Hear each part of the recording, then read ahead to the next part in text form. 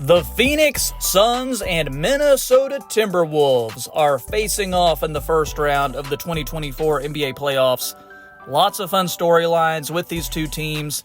So in today's video, I'm previewing the series, and make sure you stick around until the very end because I will give you my prediction for who is going to win between these two teams. Guys, this is the David Roddy Josh Minot face-off that we've all been waiting for, okay? But seriously, guys, thanks for checking out the channel today. My name is Troy. This is the Half Court Report. Make sure you like this video and hit that subscribe button too so you never miss another NBA video from me. I am hoping to preview every single playoff matchup, and you do not want to miss it because this is a big-time series we have going on here. The Suns and Wolves played 3 times during the regular season. And if you're a Timberwolves fan, it was not pretty because Phoenix rocked Minnesota 133-115 on November 15th. They won 97-87 on April 5th. In the final meeting, they blew out Minnesota 125-106. Each game was an uphill battle for the T-Wolves after ugly first quarters. They trailed by 14 in the first quarter of their first meeting, 17 in their second meeting, and in the first quarter of their most recent meeting, they trailed by 22 points after 12 minutes. The Timberwolves allowed just 109 points per 100 this season, and that's the NBA's best mark. But across 3 regular season meetings with Phoenix, the Suns torched them to a tune of 129.3 points per 100. 108.9 versus 129.3. That's pretty wild.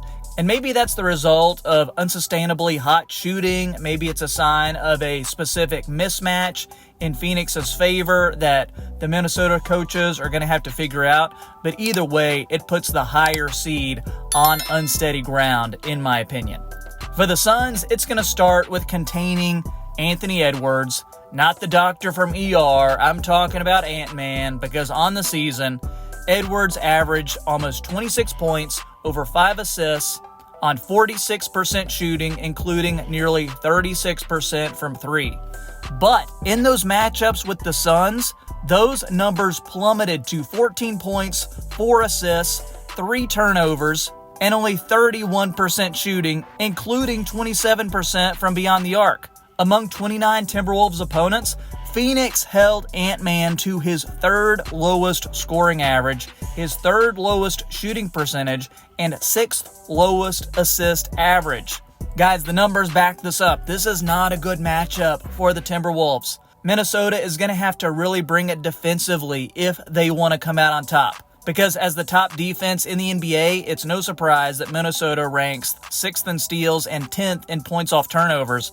And the Suns have struggled in those areas all season long, ranking 25th in both turnovers and opponent points off turnovers.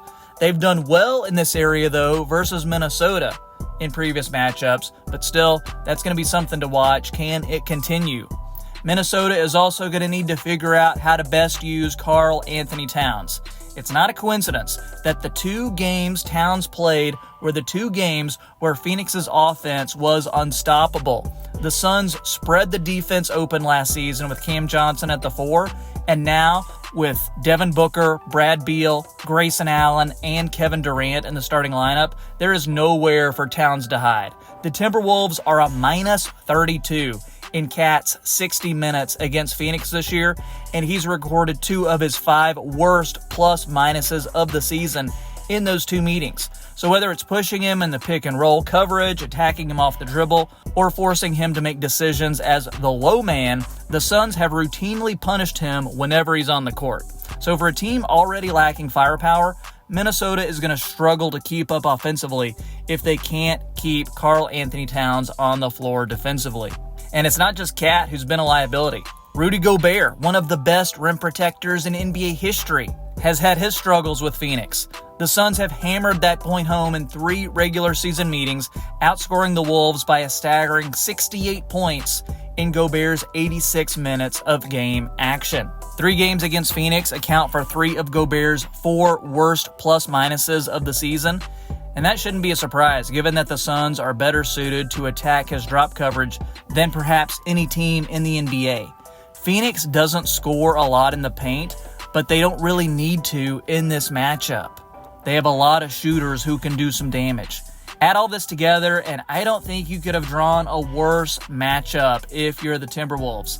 That's why I'm giving the Suns the edge in this series and have them winning in 5 games. Minnesota, you had a great season. It's a season to remember, but the road ends here for you, I'm afraid. Guys, let me know in the comments who you have winning this series. Drop your predictions down below. If you've enjoyed this video, make sure you drop a like and hit that subscribe button too so you never miss another YouTube video from me. Check out some of the other playoff predictions that I have on this channel, and I will catch you next time on the Half Court Report. Have a great day.